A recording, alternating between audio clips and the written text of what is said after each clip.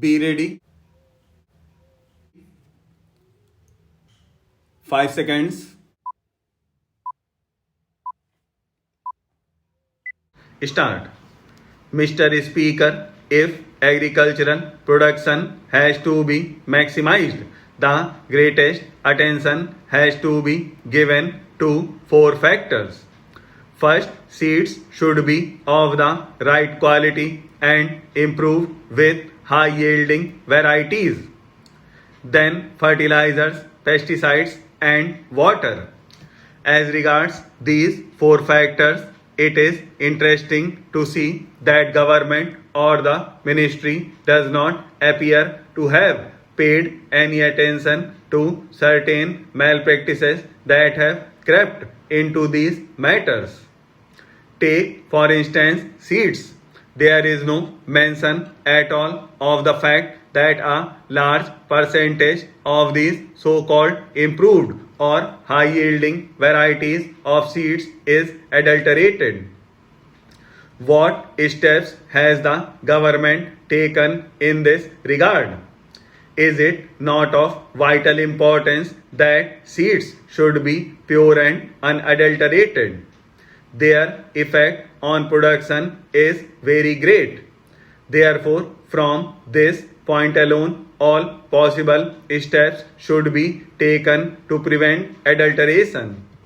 The farmer suffers because he spends money on costly seeds in order that he may get the best possible yield, but finds that the seeds are adulterated.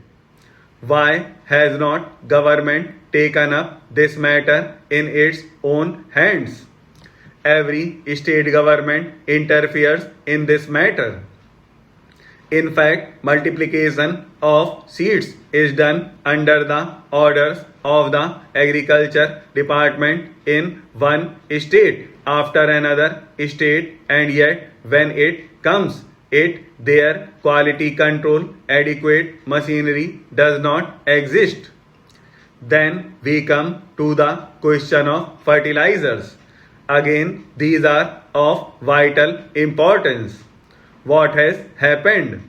At one single stroke, government has doubled the prices of fertilizers and expects farmers to procure them in the required quantities, knowing fully well also that government fixes the prices of what they produce at a level which makes it impossible for the farmers to pay these high prices for fertilizers. The previous speaker referred to the Agricultural Prices Commission. The commission has fixed the price, say, of wheat at a certain level without taking into account the cost of production of the farmer. Yesterday, a member of the advisory committee to the Agricultural Prices Commission stated that he has sent in his resignation. For what use was it for him to remain on the committee if no importance was ever attached to the advice tendered on such a basic matter as cost of production? If cost of production is not taken into account, I would like to state here that it is difficult to see on what basis the Agricultural Prices Commission fixed the prices. Several agricultural universities have carried out surveys and the results of these surveys are available. Punjab University carried out a survey and other research students have so and have pointed out what the cost of production would be. For instance, in regard to wheat, they have arrived at the finding that the cost of production would be in the region of rupees 1200, yet the procurement price fixed is rupees 1100.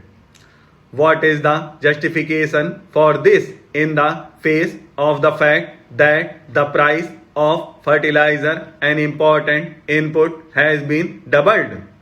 The prices have increased considerably, and many types of pesticides that are in the market today are adulterated. What steps have the government taken to ensure that the pesticides that are in the market for sale to the farmers are of the right quality and are not adulterated ones? Is there any machinery? In regard to drugs, at least in name, there is a drug controller in every state to see that the drugs sold are not adulterated. In regard to pesticides, have you set up any machinery to ensure that the pesticides are not adulterated? Last but not the least important factor for maximization of agricultural production is water. They say they have programs for increasing irrigation facilities. During the seventh plan, they wanted to bring in a considerable addition area under irrigation so that they could have assured water supply. They have similar programs in the fifth plan. Why is it that a number of these projects are not completed within the time schedule that is laid down? Why is it that a number of most desirable projects are not even taken in hand for years for one reason or the other, and the majority of them are held up because of interstate water disputes? What steps have been taken by the government to resolve those disputes? They say that they have no powers. What is the good of their saying so when the ruling party is today in a position to pass any legislation that it desires, even to amend the constitution as often as it likes?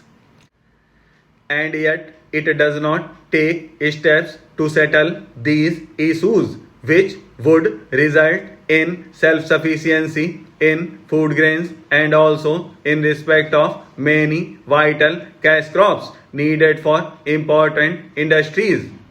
Why is it that we are unable to take any steps to settle these disputes and allow them to continue with no end in sight? A little while ago, I think a statement was placed on the table of the House saying that there were 157 projects outstanding in the scheme.